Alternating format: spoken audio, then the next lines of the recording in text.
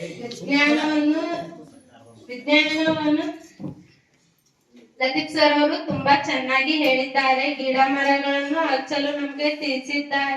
ಅವರಿಗೆ ನಮ್ಮ ಧನ್ಯವಾದಗಳು. ನಾನು ಈ ಶಾಲೆಯಲ್ಲಿ ಕಳೆದ ನೆನಪುಗಳು ಸದಾ ನನ್ನೊಂದಿಗೆ ಇಟ್ಟುಕೊಳ್ಳುತ್ತೇನೆ. ಯಾಕಂದರೆ ನಾನು ಮರೆಯಲಾಗದಂತ ನೆನಪು ಈ ಶಾಲೆಯಲ್ಲಿದೆ.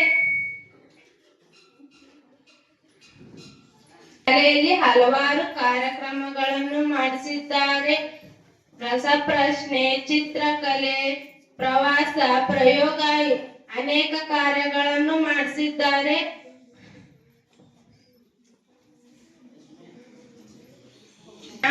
ನಾನು ಮಾಡಿದ ತಪ್ಪನ್ನು ತಿದ್ದಿ ನನಗೆ ಬುದ್ಧಿ ಹೇಳಿದ ನನ್ನ ಗುರುವಿಗೆ ನನ್ನ ನಮಸ್ಕಾರ.